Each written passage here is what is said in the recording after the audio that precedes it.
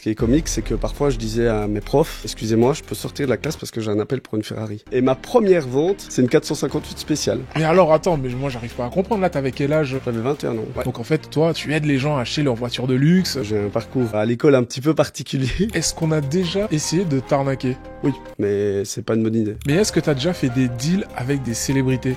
Oui, anecdote de fou aussi. Je vais à Monaco avec mon client. J'arrive sur le lieu de rendez-vous et je commence à regarder la voiture. Il me dit écoute, je vois que tu connais rien à l'automobile. Non. Et il me dit est-ce que tu sais qui je suis?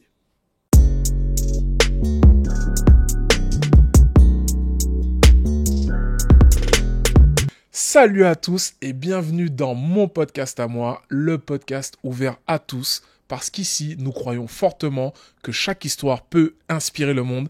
Et c'est pour ça qu'aujourd'hui, j'ai l'honneur d'être avec Kevin Tass. Kevin, comment ça va? Ça va bien, Karl. Merci beaucoup. Merci pour l'invitation. Et j'ai hâte de partager ce petit moment avec toi, puisque on s'est déjà croisés plusieurs fois. Tu es venu à mon rassemblement. Et je trouve que ton contenu est vraiment cool. Ah merci, c'est gentil. Il est bonnes vibes. Et je me suis dit, vas-y, go. Ah, trop bien. Bah écoute, moi aussi, ça me fait plaisir. Parce que d'autant plus qu'on va parler d'un sujet hyper inspirant, très intéressant. Puisque toi, aujourd'hui, tu es courtier automobile. Ouais. Plus précisément dans l'automobile de luxe. Ouais. Donc en fait, toi, tu aides les gens à acheter leur voiture de luxe. Donc en gros, tu connais un petit peu toutes les recettes pour ne pas se faire avoir, comment choisir son véhicule, etc. Et surtout, tu vas nous raconter comment tu as fait. Bon, aujourd'hui, je vois que ça marche bien pour toi. Tu as pas mal de clients, tu as une renommée dans le domaine. Et tout ça, ça nous intéresse. Et ça pourrait peut-être inspirer des personnes qui auraient peut-être envie de suivre ton parcours. Et c'est ce qu'on va découvrir tout au long de ce podcast. Et puis surtout, tu vas nous raconter quelques petites anecdotes, j'espère. Ah bah oui, il y en a beaucoup, évidemment, mais avec plaisir. Ok, super. Eh ben, écoute, je te laisse te présenter, nous dire un petit peu d'où tu viens et puis qu'est-ce que tu fais aujourd'hui. Ouais, donc je m'appelle Kevin Tassnier, Kevin Tass sur les réseaux. Je suis courtier automobile, j'ai 32 ans. Je viens de Namur, c'est là où j'ai commencé vraiment à faire mon activité.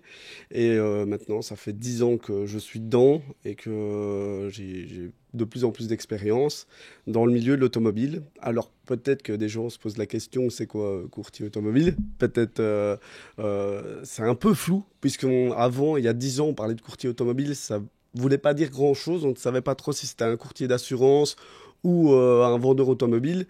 Courtier automobile, c'est un peu un entre-deux. C'est-à-dire que c'est comme un agent immobilier, je vais faire simple.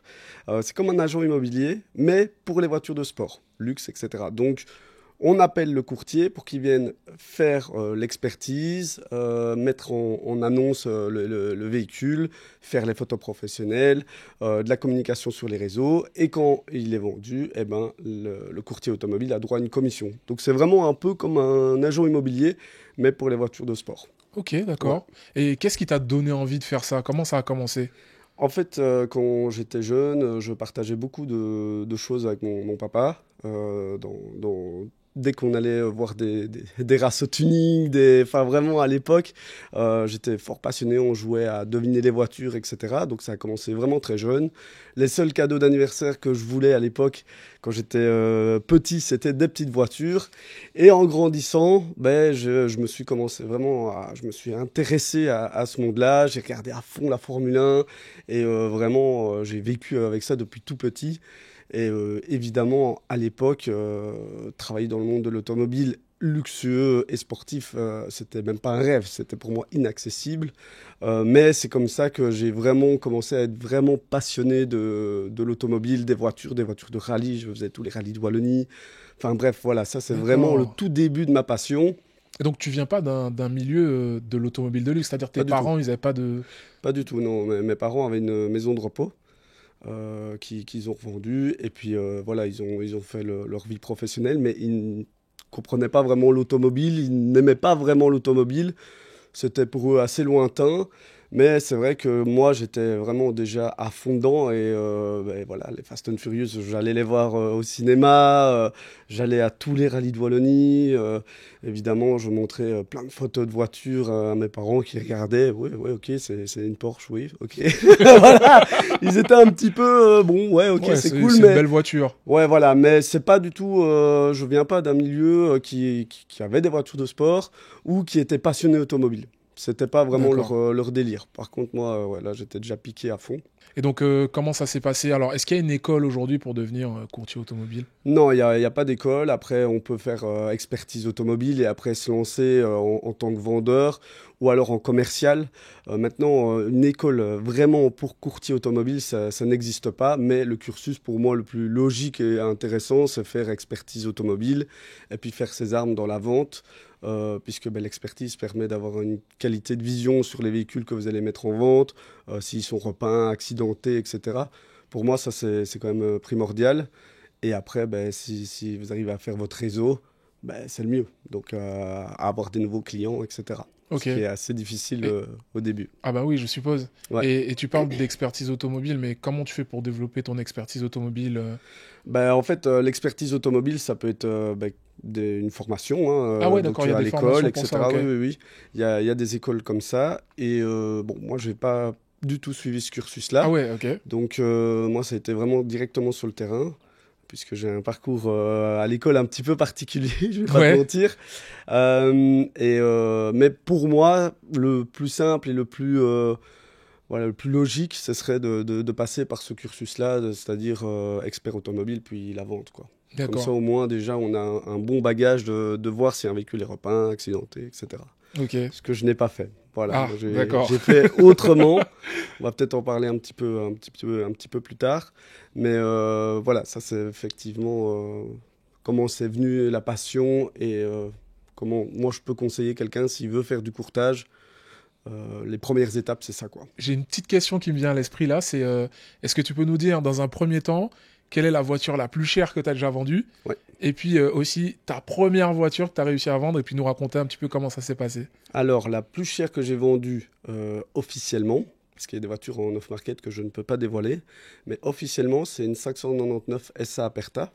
Ok, Donc, il y a 80 modèles dans le monde. Je l'ai vendue en Suisse et je l'ai vendue à 1,5 million. 1,5 Voilà, million. Ah ouais, en Suisse. waouh. Elle avait très, très peu de kilomètres. Je pense qu'elle avait 300 ou 400 kilomètres, Elle, cette elle voiture. avait pas Elle roulé en n'avait pas fait. roulé. L'acheteur voulait en savoir, c'est dingue, l'anecdote, tu vas voir, il voulait savoir si l'huile d'origine dans le moteur était bien celle de l'usine, parce qu'il voulait tout d'origine. Donc il m'avait dit, est-ce qu'il y a eu un changement d'huile dans le moteur ou pas? Ah Donc ah ouais, ouais, ouais. ça va jusque-là. Et le monsieur est venu en Belgique, j'ai été chez la personne qui vendait le véhicule. Il a vu le véhicule, il a regardé les documents, à savoir que cette SA Aperta était la 80 sur 80. Donc en fait, c'était la C'est la dernière produite. dernière. Ouais. Donc c'était vraiment une pièce d'art, d'histoire. Et quand mon ami l'a vendue, et, enfin me disait je vais la vendre, moi je lui avais dit celle-là je la veux sur mon tableau de chasse. Je la veux sur mon tableau de chasse par la porte, par la fenêtre. Évidemment, c'est pas des voitures qui se vendent en 2 jours, mais je l'ai travaillé. J'en ai parlé à des clients, des contacts. Et puis, ça a été jusqu'en Suisse où c'est parti, quoi. Donc, ça, c'est vraiment la voiture la plus chère officiellement que j'ai vendue. Et au niveau de l'huile, c'était vraiment l'huile du coup Ouais, ouais. d'origine ou pas? Ah oui, oui, oui. Ouais, Et c'était quoi l'intérêt c'est avoir tout d'origine. Ok. Voilà, il n'y a pas d'huile de machin, c'était d'origine. Mais c'est parfois des questions où on me pose, je suis là, ouf, alors là, Ah bah là ouais. la Va, voiture va en plus, vérifier le truc quoi. c'est pas une voiture qui a 2 ans, c'est une voiture qui est déjà assez ancienne, donc c'était assez marrant. Mais voilà, la question était posée, il est légitime quand on paye un véhicule à 1,5 million. On Oui. peut avoir des petites exigences historiques, etc. Et bah, c'était le cas, donc vraiment, il était très correct, puisque quand on lui a donné toutes les infos, il est venu, il a acheté. Voilà. Donc Ah. ça, c'était vraiment cool. Et ma première vente, alors ça, c'est vraiment fou aussi, c'est une 458 spéciale. Quoi? Ouais, ouais, Mais non! Si, si. Ah, Première ça c'est vente. incroyable ça. Première vente, 450 spécial avec attention l'anecdote de fou, hein. Le vendeur était dans le sud de la France, Geoffrey, et l'acheteur était belge. Et la voiture était en Angleterre, à Londres. Je parlais pas anglais à l'époque, mais j'ai dû me taper Londres quand même. On est arrivé, la Ferrari était là, elle était belle, etc. Mais le vendeur, il me posait des questions. Moi, je parlais pas anglais, donc vendre une voiture l'acheteur me posait des questions sur la voiture, je comprenais même pas. Enfin, c'était vraiment complexe. Et le pire de tout, c'est quand je l'ai vendu la voiture, j'avais oublié de parler de ma commission. J'avais même pas osé en parler, tu vois. Je me suis dit, on va tenter le coup, on va déjà aller jusque-là. Donc ça m'a coûté un aller-retour en TGV. Mais par contre, j'avais vendu la voiture, elle a été vendue. J'ai rien gagné. Par contre, j'ai gagné quelque chose quand même qui n'est pas de l'argent, mais en me disant, purée, si je l'ai fait une fois, je peux le faire 2 fois. Et la deuxième voiture, anecdote de fou aussi, c'est à Monaco. J'ai un client qui a une Z8, couleur bleue, magnifique. J'ai un acheteur en Belgique. Je vais à Monaco avec mon client. Et est-ce que tu as une idée de qui était la personne à Monaco qui avait la Z8 ? À Monaco. Genre le prince ? Non. Non ? Presque. Je sais pas, GMK ? Raoul. Raoul. Ah ouais. Et ouais, c'est comme ça que j'ai connu il y a des années Raoul qui vendait une Z8. Et c'est comme ça que je l'ai rencontré. Mon client a signé la Z8 quand on est descendu à Monaco. Nous, on l'a redéposé directement à l'aéroport. Quand il a vu le véhicule, il a dit c'est bon, je la prends. Et moi, je suis resté une soirée en plus à Monaco. Et là, souvenir de fou. Vu que Raoul était content que je vende sa Z8, il m'a dit ah, Kevin, viens. Je dois faire un petit tour de Monaco et il m'a fait la surprise de prendre son Aventador Roadster, à l'époque une orange. Et on a tourné dans Monaco. Moi, c'était ma première fois dans une Aventador. Raoul, voilà, il avait déjà une renommée.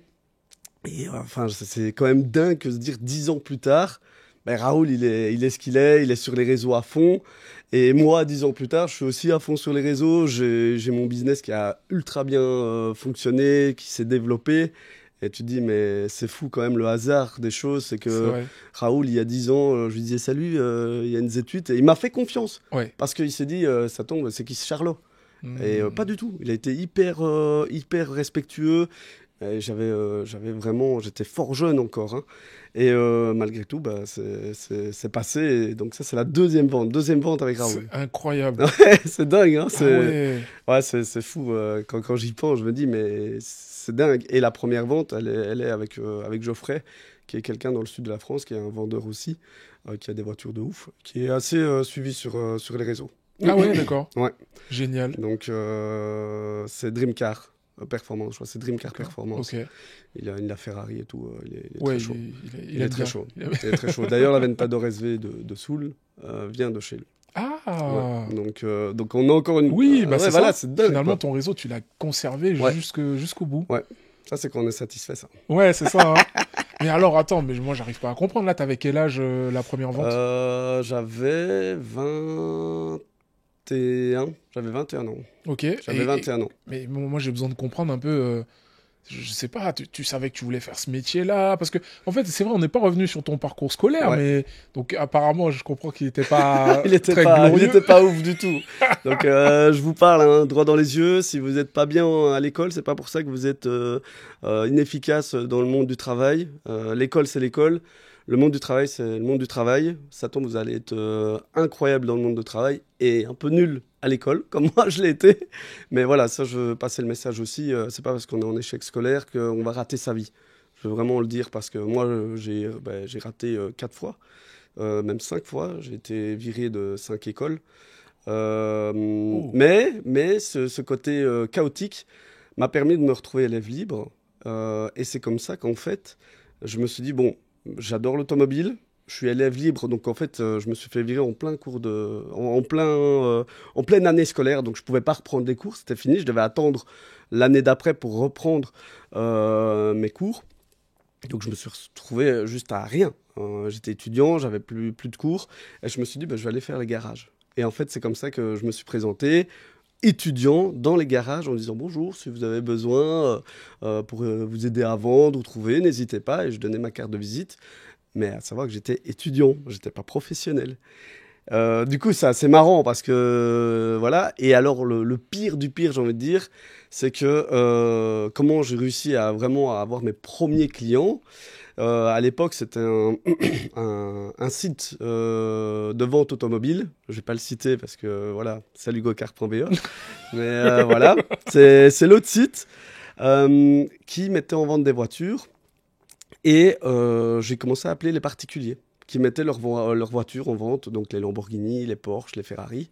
Et j'ai appelé une annonce, je me suis fait refuser, 2 annonces, je me suis fait refuser. Et j'appelais, mais vraiment, bonjour, Kevin Tasnier, à l'époque ça s'appelait Icar Shopper, mais Icar Shopper n'a jamais existé officiellement, j'étais étudiant. Oui. Oui, voilà, société Icar Shopper, si vous avez besoin de quelqu'un pour vous aider à vendre le véhicule, donc je parlais aux particuliers. Évidemment, on me raccrochait à la tronche, enfin c'est normal, voilà, il y a quelqu'un qui appelle comme ça. Et puis je vois une magnifique Lamborghini Gallardo boîte méca, tu vois. Je dis, waouh, une Golf. Je dis, waouh, celle-là, elle est magnifique. J'ai appelé. J'appelle, bonjour, Icar Shopper et tout. Ouais. Et le gars me dit, ok, vous voulez vendre ma voiture, vous pouvez passer. Donc là, je me dis, oh, ok, je vais y aller. Donc la semaine d'après, j'ai rendez-vous. À ce moment-là, je vais chez Célio, je m'achète le petit costard, le truc, tu vois. Je fais vraiment, je dois me mettre au max, tu vois. Je dois vraiment me dire, je dois être parfait. Et j'arrive sur le lieu de rendez-vous, un mec un peu ta corpulence, gaillard et tout. Je dis, waouh, c'est chaud, quoi. Elle me dit, bonjour, ben voilà, regardez ma voiture. Et je commence à regarder la voiture, je fais semblant de toucher, tu sais, des photos avec mon téléphone un peu éclaté. Et le mec, il me met une clim de fou. Il me dit, écoute, je vois que tu connais rien à l'automobile. Non. Ah ouais, il me met une clim de l'espace. Et il me dit, par contre, je vois ce que tu veux faire. Est-ce que tu sais qui je suis? Gros blanc, moi je sais pas qui c'est du tout, j'ai aucun contact dans l'automobile, je suis vraiment paumé quoi. Je lui dis non, désolé, je sais pas qui vous êtes. Il dit bah je suis le président du club Lamborghini Belgique et historien de la marque Lamborghini. Ah, ok. Il me dit, je vois que tu connais rien, par contre, je vois ce que tu veux faire, parce que ce que tu veux faire là, moi je le fais déjà avec les ancêtres. Donc les Miura, les Countach, les Diablo, toutes les Lamborghini, je le fais. Et je les connais par cœur. Si tu veux, la semaine prochaine, il y a Rétromobile. Viens avec moi. Et en fait, c'est devenu mon mentor. Je l'ai suivi 3 ans. Et c'est comme ça qu'évidemment, j'ai rencontré des gens. C'est comme ça qu'il m'a montré, lui, comment expertiser un véhicule. Donc, dans les salons, il disait, regarde, ah ouais, l'histoire, elle est folle. L'histoire, elle est complètement dingue. Il disait, regarde la voiture, là. Dis-moi si elle est repeinte ou pas. Moi, la première fois, non, ça me semble. Et puis, bam, il me mettait le nez sur les erreurs. Tu vois, là, il y a une poussière. Là, il y a une coulée. Là, il y a ça. Là, il y a ça. Il y a ça. Et tous les salons, pendant 3 ans, j'étais partout avec lui. J'étais Luxembourg, Italie, France, Allemagne. J'avais été à Los Angeles pour une Miura. J'avais été voir une Miura pour lui. Enfin bref, vraiment, j'ai vraiment bien voyagé avec lui. Et c'est là où vraiment j'ai professionnalisé la chose. Et en même temps, ben, quand je l'ai rencontré lui, j'étais encore étudiant. Donc je reprends mon année scolaire en même temps. Et là, évidemment, un peu motivé quand même, j'étais en dernière année. Là, j'ai explosé tous les scores, j'avais des 80% partout. Tu fais des études en quoi? Marketing. Ouais, d'accord. J'avais fait marketing. Et ce qui est comique, c'est que parfois je disais à mes profs, excusez-moi, je peux sortir de la classe parce que j'ai un appel pour une Ferrari. Une Porsche. Un truc. T'as le petit flex. Le flex de fou, mais le pire, c'est qu'il me laissait faire. Donc il me disait, oui, vas-y, sors, Kevin. Et c'est marrant parce qu'il y a quoi? Il y a 3-4 mois, je suis retourné dans cette école et j'ai fait une conférence. Donc tu vois, il y a tout qui... Incroyable. Ouais, l'histoire, elle est folle. Et du coup, ben, avec mon mentor, ben, je l'ai suivi. Puis j'ai commencé à rencontrer des gens sur les réseaux sociaux. Pog, etc. Et bah, c'est avec Pog que j'ai un peu découvert les réseaux sociaux. Je connaissais pas du tout, mais je me suis dit waouh, ok, c'est vraiment cool. Pog était en train de monter aussi fort, donc je lui donnais des conseils et tout. Et après j'ai rencontré Soul et puis plein d'autres. Mais c'est comme ça que j'ai eu un peu mon nez dans les réseaux sociaux sans vraiment calculé. Voilà, je travaille beaucoup moins en off. J'étais très discret par rapport à mes activités au début. Et c'est après que j'ai capté qu'il y avait un truc à faire sur les réseaux. Quand je voyais Pog, Soul et tout qui faisaient des trucs, je me suis dit, ah bah, c'est cool en fait, c'est une vraie vitrine. Et je me suis dit, bah, pourquoi ça pourrait pas être ma vitrine? Puisque je n'ai pas de vitrine, j'ai pas un garage. Donc je me suis dit, bah allez, let's go. Et c'est comme ça que j'ai commencé à développer mes réseaux sociaux, quoi. Mais voilà, ça c'est l'anecdote. Ah, c'est fou. Ouais, il aurait pu juste me dire mon mentor, il aurait pu dire allez, oust. pas du tout. Il m'a Mais dit, t'as travaillé pour lui un peu au début ou non? non, non, non, il voulait juste m'apprendre. Après, si on faisait une vente ensemble, Ouais. c'était bien, mais on n'a jamais fait de vente ensemble. Ah ouais.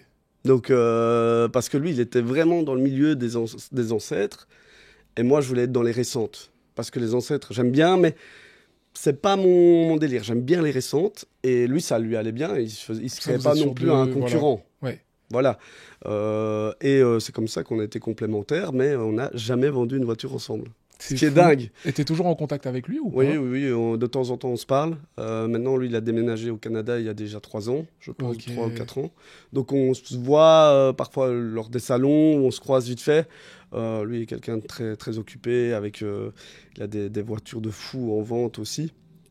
Mais voilà, je le croise et ce qui est cool, c'est que il est fier parce qu'il voit les trucs que je poste et tout ça et c'est marrant parce qu'il me dit franchement, j'aurais jamais pu croire que tu ailles aussi loin dans l'automobile, dans ta communication, dans tout ça. Donc c'est vraiment cool, ouais. Ouais. Franchement, bravo. Je trouve que c'est super inspirant.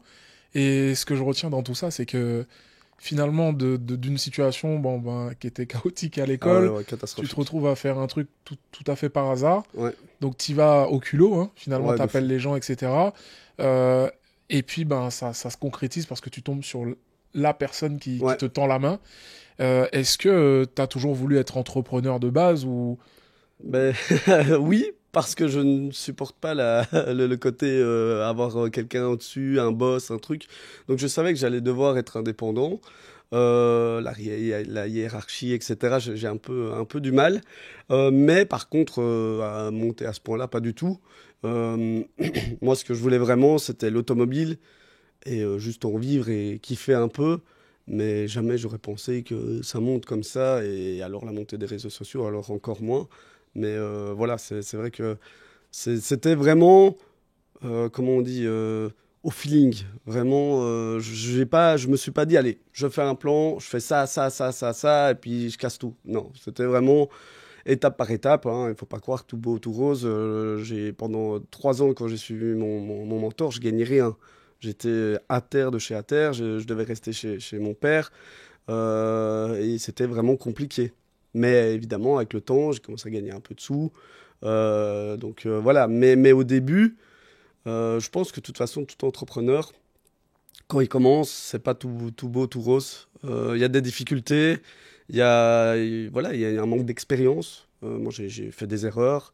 Voilà, il y a plein de choses que j'ai vécues que je ne vais plus jamais vivre parce que j'ai fait l'erreur.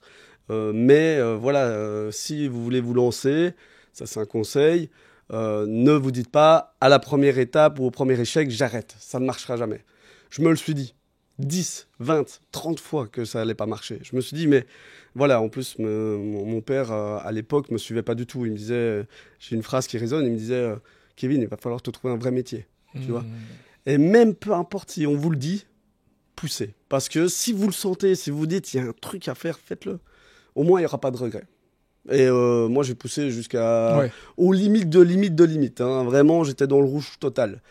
Et puis, petit à petit, j'ai vu du vert, et puis du vert, et puis du vert. Et puis, je dis, mais et les premières ventes, c'était pour moi la spéciale. Quand je l'ai vendue, je savais que j'avais rien gagné, mais je me suis dit, si je l'ai fait une fois, je peux le faire 2 fois.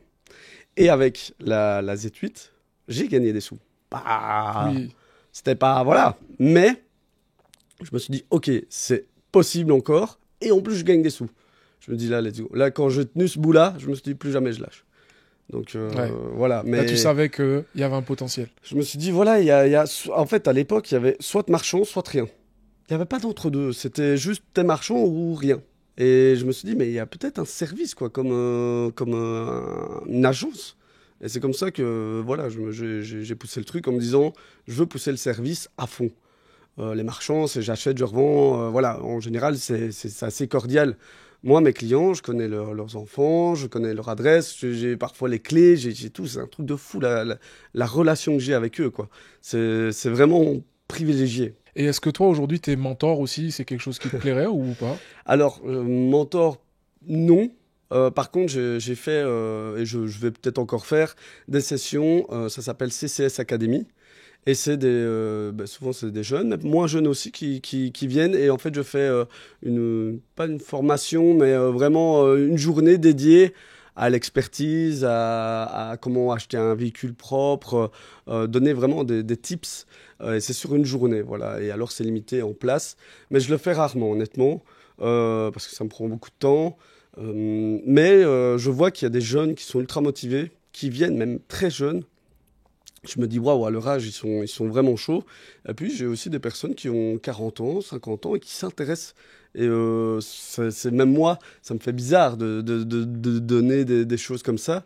Mais oui, donc ça, je le fais. Mais maintenant, avoir quelqu'un à côté de moi tout le temps et lui apprendre vraiment le métier, pas encore. Et est-ce que, alors je sais pas si tu as le droit de nous le dire, mais est-ce que tu as déjà fait des deals avec des célébrités? Oui, des joueurs de foot. J'ai des youtubeurs. Jojol. Ok. Lui on avait fait une vidéo ensemble, donc ça, c'est pas caché. D'autres youtubeurs, j'ai fait aussi. Joueurs de foot, des personnes qui ont fait les Jeux Olympiques. Oh. Oui, oui. Ouais, donc. Et du coup, mettez dans les commentaires si vous avez des petites idées de qui ça peut être marrant ça. Ouais, donc voilà, il y a eu déjà des bons contacts et vraiment cool. D'accord. Ils sont super sympas. Et il y a beaucoup de passionnés automobiles dans ce milieu-là, de sportifs, de créateurs de contenu. On dirait pas, mais voilà, par exemple, Jojol, il m'avait mandaté pour lui trouver une Jaguar SVR, une F-Type SVR à l'époque. Et j'avais été en voir plusieurs en Allemagne parce qu'elles étaient toutes rincées, c'était un truc de fou. Et finalement, je lui ai trouvé une vraie pépite. Mais il était venu chez moi la récupérer, on avait fait une vidéo YouTube, donc voilà, je ne cache rien, ça a été Oui. bien affiché sur les réseaux. Mais oui, effectivement, j'ai eu déjà des personnes où tu te dis, oh, c'est cool, Ah. c'est vraiment cool. Est-ce que ça t'a donné accès à certains privilèges ou pas ça? Pas spécialement, parce que même si c'est des personnes qui sont dans des milieux assez fermés, j'ai pas envie d'en profiter. Si j'ai déjà eu des invitations pour des événements, etc. Je dis oui, et puis finalement j'y vais pas. Mais voilà, par contre, dès qu'ils ont besoin de moi pour un conseil en achat, en vente, etc., là je suis là. Non, pas forcément. J'en Forcément. profite pas plus Ouais, que ça. tu restes sur des relations professionnelles Voilà, c'est ça. exclusivement. J'ai pas envie qu'ils se disent, ah, le courtier, là, il est gonflé, il vient à tout, enfin, il essaie de gratter en VIP, se montrer. Non, j'ai pas envie. Voilà, je préfère être dans l'ombre pour ça. Mon business, c'est les voitures. C'est mon milieu, je le connais parfaitement. Voilà, ça, je garde ma place. Voilà, je préfère. Est-ce que tu peux nous dire une fourchette de marge que tu peux te faire Ouais. en étant courtier? Donc, en fait, on travaille à la commission et c'est entre 3 et 5% de commission sur les voitures. Ouais, d'accord. Voilà, donc ça dépend les voitures. Il y a des voitures où on gagne vraiment bien, d'autres un peu moins bien, même si on gagne bien. Et ce qui est intéressant en tant que courtier, c'est qu'on n'a pas de frais fixes énormes, puisqu'on n'a pas de garage, on n'a pas d'employés. Donc moi, je suis vraiment en totale liberté. J'ai mon réseau, j'ai les réseaux sociaux, et c'est tout. J'ai pas de garage, j'ai pas de secrétaire, je suis seul, je gère tout. Mes clients, quand ils ont besoin de quelque chose, ils m'ont directement. Donc ça, c'est vraiment un plus. Maintenant, évidemment, je travaille avec des indépendants. Je veux pas d'employés. Je veux pas employer. En Belgique, ça coûte horriblement cher. Et parfois, je vais en avoir besoin pendant une semaine à fond non-stop. Et puis pendant 15 jours, j'ai plus rien. Donc c'est ridicule. Je fais travailler un détailleur pour les nettoyages des voitures. Je fais travailler un photographe. Ah oui, parce que toi, en Voilà. fait, tu t'occupes de tout. C'est-à-dire que le mec, il veut vendre sa voiture. Voilà. Toi, tu viens, tu la nettoies, tu fais les Tout. photos, tu postes Tout. les annonces. Lui, il Tout. attend juste Il le chèque. attend que je l'appelle et je lui Ouais. dise, voilà, j'ai quelqu'un. Voilà. Ok. Je fais les contrats de vente, le contrôle technique. S'il y a besoin qu'elle passe au garage, je fais tout. Est-ce que c'est déjà arrivé que quelqu'un refuse de vendre à quelqu'un? Non. En Non, hein. général, si y a un refus, c'est de ma part. C'est de dire, ah non, non, toi, je te vends pas. Je te sens pas. Ah ouais, pour Ah quelle ouais. raison? Bah, je sens que c'est bancal. C'est des mecs qui vont essayer de taper la TVA. C'est-à-dire, ils ont une société, mais quand je tape sur les sites, le VIS et tout ça, c'est le système où on sait voir si la TVA est active ou pas pour les achats intracommunautaires. On voit que c'est pas fiable. Et donc, parfois, je mets mon veto. Ou même comment ils parlent, en fait, au téléphone. Voilà. Ouais, il y a des choses... Ouais. ça passe Ça pas. passe pas. Voilà, il y a une manière de parler quand on achète un véhicule. Je sais déjà si c'est sérieux ou pas. Voilà. Et des gens exigeants, j'en ai beaucoup. J'ai des gens qui sont extrêmement exigeants, mais toujours respectueux. Voilà. Et parfois, j'ai des appels où je sais que ça va pas aller. Donc, et même avec mes clients finaux, je vais pas présenter des gens qui sont pas sérieux à mes clients. Ils ont pas le temps. Il y a des profils, ça va pas coller ensemble. Je le sais, Oui. donc c'est mort. C'est mort. Mais c'est vraiment que je suis sûr de moi. Je vais pas refuser quelqu'un qui vient moi, je regarde pas le physique des gens, ni comment ils sont habillés.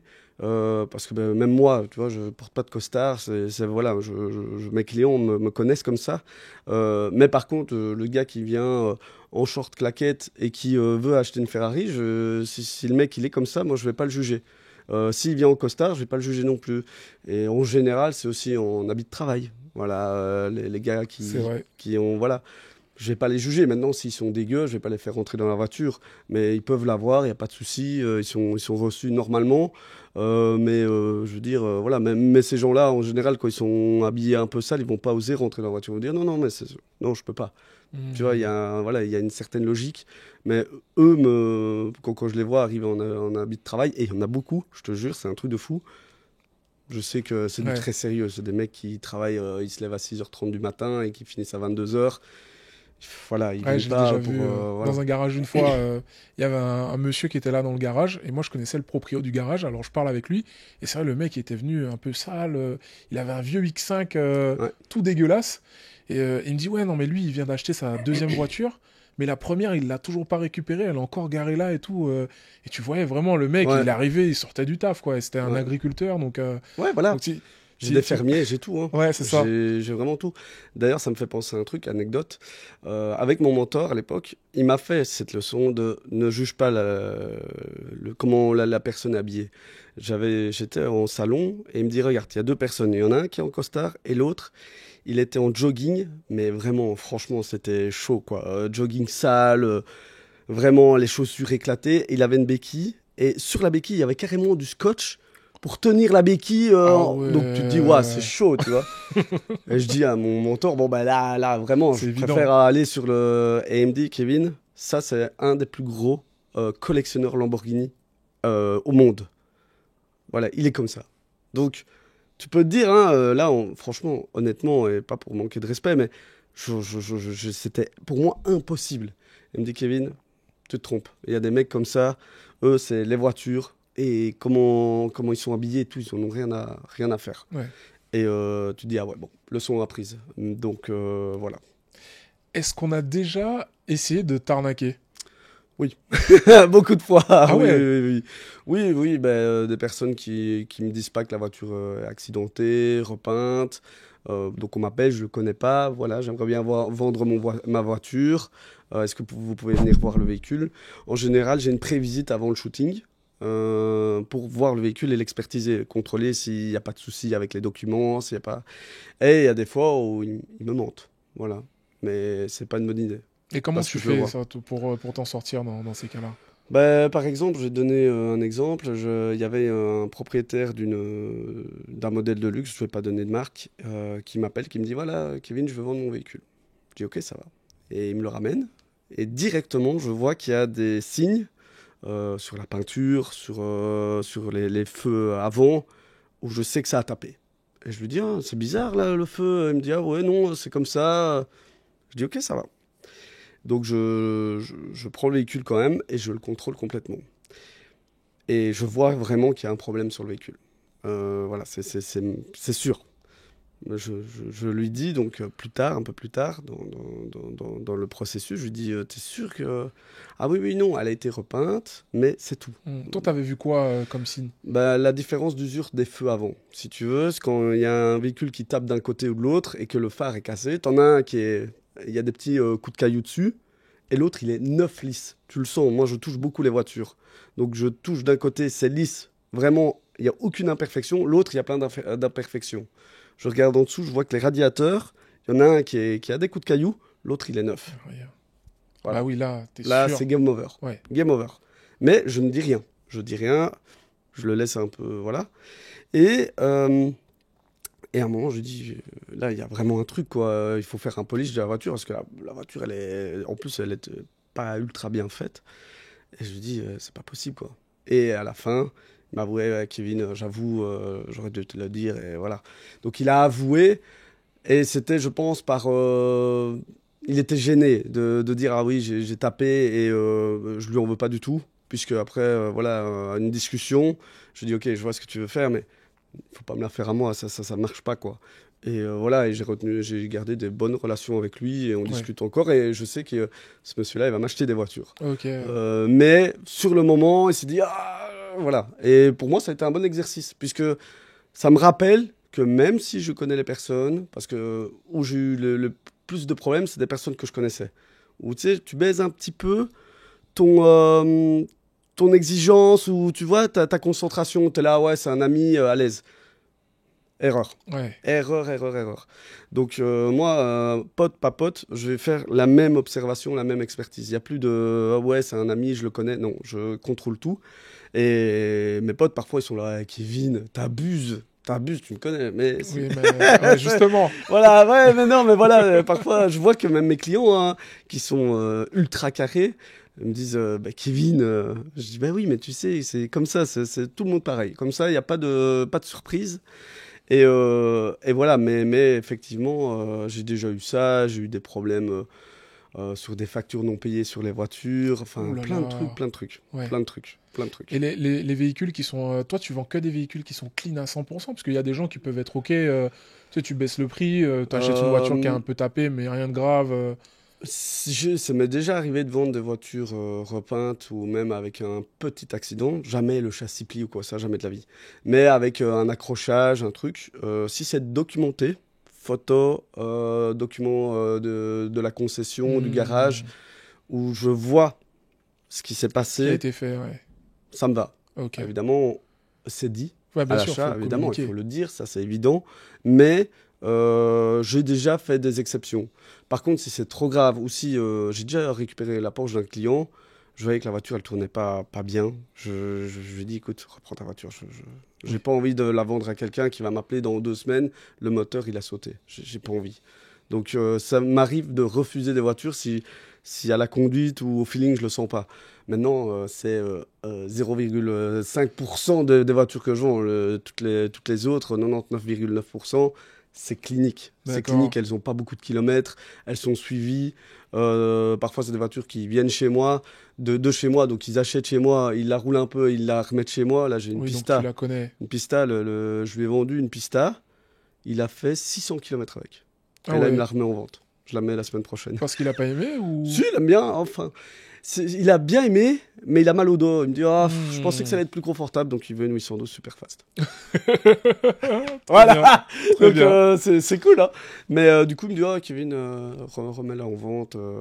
J'aime bien, elle est belle. En plus, il en avait déjà une. Et je lui avais déjà dit, mais vous avez mal au dos. Il dit, oh, mais celle-là, elle est vraiment belle. Bon, ok. Du coup, j'ai des clients qui changent beaucoup aussi. Et par exemple, j'ai une GTC 4 Lusso, elle est passée 4 fois chez moi. Ah oui. Donc je la vendais, elle revenait, hop. Ouais, c'est ça. C'était vraiment marrant. Ça, Après, c'est plus facile, on connaît les gens et tout, donc Ah oui. ça marche mieux comme et ça. c'était une belle config, Ouais. elle était sympa. Mais voilà, donc ça ouais.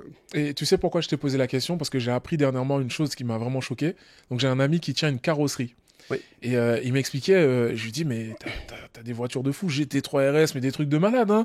Je dis, mais moi je pensais pas que ça se réparait autant. Je voyais l'état des véhicules, hein, t'as des trucs, tout l'avant il est arraché et tout.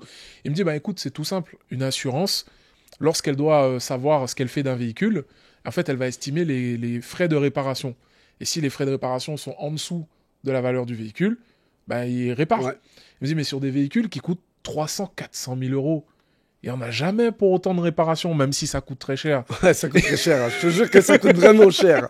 Et il me dit, souvent, elles sont toutes réparées. Je lui dis, mais comment, enfin, je pensais pas et tout. Il me dit, ouais, mais sauf que nous, par exemple, on fait en sorte que quand on les répare, il faut qu'elles soient cliniques. Limite, personne n'est au courant du truc. Bon, après, t'as quand même le rapport d'assurance et tout, si tu veux chercher. Mais c'est vraiment que tu vois, ils réachètent, enfin, chez Porsche, par exemple, tu peux acheter tout le train avant, Ouais, que tu viens recoller, etc. Et il me disait, méfie-toi sur ce type de voiture, tu peux avoir plus de voitures qui ont été réparées que ce que tu penses, mais c'est juste que ça peut être tellement bien fait que elle roule et... Ah, c'est clair, et on sous-estime en se disant, ah, elle coûte 300 000 euros, c'est sûr, elle n'est pas tapée. Franchement, j'ai eu déjà des surprises de fou. Après, je peux te dire une anecdote. J'ai vendu une Ferrari 488 un garçon qui est assez jeune, il avait 21 ans. Et quand il est venu la chercher, il m'a dit Kevin, voilà, j'adore, machin. Je dis fais gaffe, il fait dégueu dehors. Fais attention, c'est dangereux. Il part avec la voiture. Peut-être 3 heures après, je reçois un message j'ai un problème avec la Ferrari. Je me dis ouais, il a un problème de batterie, peut-être voilà, un bête truc. J'essaie de l'appeler, il répond pas. Pas de réponse, rien. Je dis c'est bizarre.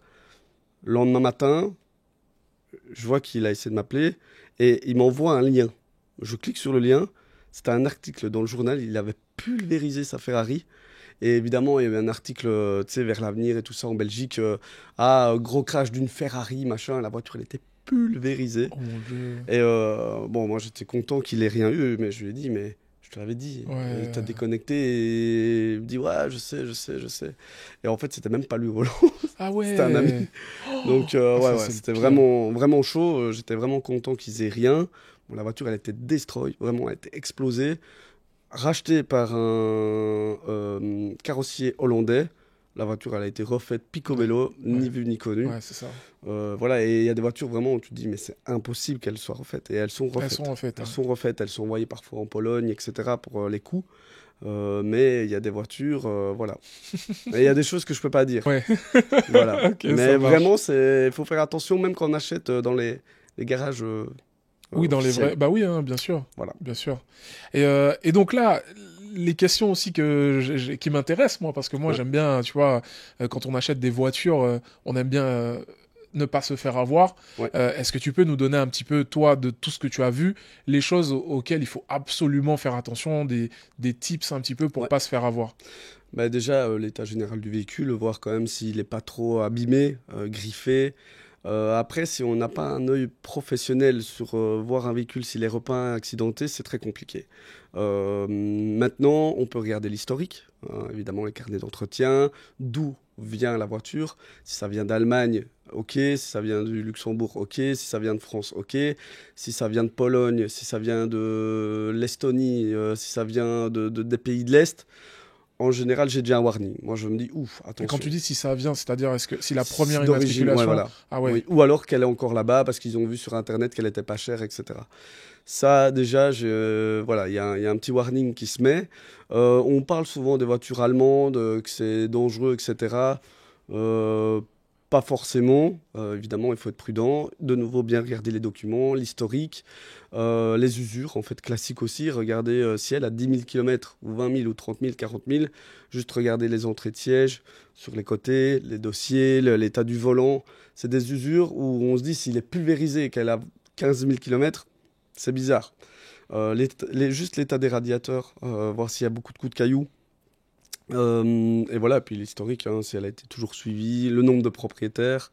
Déjà, ça, si on regardait un petit peu, c'est déjà ça. Maintenant, effectivement, celui du milieu a un regard qu'un particulier ou quelqu'un qui n'est pas de ce milieu a pas. Voilà, parfois j'ai des clients qui viennent chez moi, qui me montrent leur voiture et je dis, mais sert pas là. Là, il y a un problème là. Là, il y a du mastic. Donc voilà, il y a eu déjà des petites déceptions chez mes clients où ils achètent, ils les gardent 1 an, 2 ans, et puis Kevin, je vends ma voiture. Et je viens, et moi, expertise, et je dis, tu sais que là, la voiture, elle a été repeinte. Là, il y a du mastic. Elle a tapé la voiture. Je savais pas, ils me l'ont pas dit. Et c'est des concessions. Donc voilà. Mais ça se trouve, même des fois, ils le savent même pas. Hein. Mais ils ne le savent pas. Je te jure qu'ils ne le savent pas. C'est triste, mais parfois des concessions ne savent pas ce qu'ils vendent.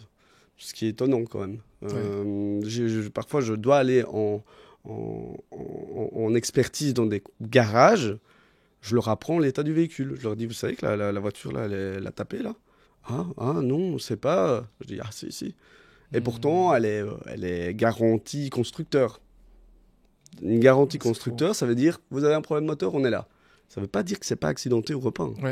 Ça, les gens se trompent aussi. C'est pas la même chose.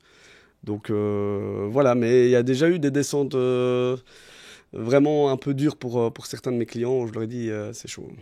C'est vraiment chaud. Ouais. Génial. En tout cas, merci de partager tout ça avec nous. Tu m'as dit qu'il y a pas mal de personnes qui te posent des questions un peu sur les réseaux. C'est quoi la question qui revient le plus souvent? La plus récente et la plus vraiment commune, c'est salut, est-ce que tu as quelques petits conseils pour me lancer? Donc, je les ai donnés tout à l'heure. Moi, je pense qu'il faut passer par le cursus expert automobile et essayer de faire son réseau. Après, si vous n'avez pas ça, effectivement, allez dans les garages, vous présenter. Mais voilà, moi, ça a pris beaucoup de temps. Maintenant, voilà, chacun a son parcours. Peut-être qu'il y en a qui vont réussir, et il y en a d'autres qui vont peut-être pas réussir. Moi, je dis, moi, j'ai cru à mes rêves, je vais être honnête, et ça a marché. Maintenant, je peux pas dire croyez tous en vos rêves, vous allez tous, c'est pas possible, il faut rester réaliste. Mais par contre, si vous suivez votre passion, allez jusqu'au bout et voyez ce que ça donne. Et si ça donne bien, tant mieux. Vous allez vivre de votre passion et ça, c'est pour moi le plus important. Moi, j'ai des gens qui se sont lancés juste pour l'argent. J'ai l'impression que ça marche pas du tout. Moi, je pense que c'est d'abord la passion. Et puis quand on a la passion, on a la patience, on a l'amour de son métier, donc on est consciencieux. On fait attention aux détails et voilà, on n'est pas là à vouloir rentabiliser à fond. Après, il faut que ça soit rentable, mais moi, j'ai pas été rentable tout de suite et pas du tout. Donc voilà, pour moi, c'est patience, travailler avec votre passion. Hein. Si vous voulez les voitures, c'est les voitures, mais si vous aimez le dessin, vous faites le dessin. Et c'est ça que moi, j'aime bien dans tes vidéos aussi, c'est que je trouve que tu as ce côté, croyez en vous, dans ce que vous avez comme capacité. Tu interviews beaucoup de propriétaires de voitures et je trouve ça intéressant parce que chacun a une histoire. Il y en a, c'est un héritage. D'autres, c'est parce que leurs boîtes ont explosé. Là, j'ai vu sur une émission le patron d'Odoo. Sa réussite, elle est colossale. Ouais. Enfin, je veux dire, voilà, chacun a son histoire. J'ai la mienne. Vous pouvez la faire à votre sauce aussi. Mais par contre, travailler avec la passion, c'est le plus important. Incroyable. Voilà. En tout cas, merci beaucoup. Avec plaisir. Je pense que pour moi, ça a été le meilleur mot de la fin. J'essaye. Si je peux être un bon conseil et motiver les jeunes et les moins jeunes à faire leur métier, c'est bien. Un grand merci à toi, Kevin. Merci à toi, Karl. J'espère que vous avez passé un bon moment durant cette vidéo. Je vous mettrai toutes les informations pour pouvoir contacter Kevin sur les réseaux en description. Et puis je mettrai aussi un peu ton Instagram, ça te va qu'on affiche c'est bon. Peu importe, ouais. Bon, de toute façon, vous saurez le trouver. Au pire, vous m'envoyez un message. Et en tout cas, si vous avez envie de participer à l'émission vous aussi pour pouvoir raconter votre histoire ou parce que aussi vous avez une expertise que vous aimeriez partager à tout le monde, n'hésitez pas. Je vous mets le petit QR code qui s'affiche là tout de suite. Comme ça, vous pouvez vous inscrire et puis on discutera un petit peu de comment faire ce podcast. Et je vous dis à très très vite pour une prochaine vidéo. Salut.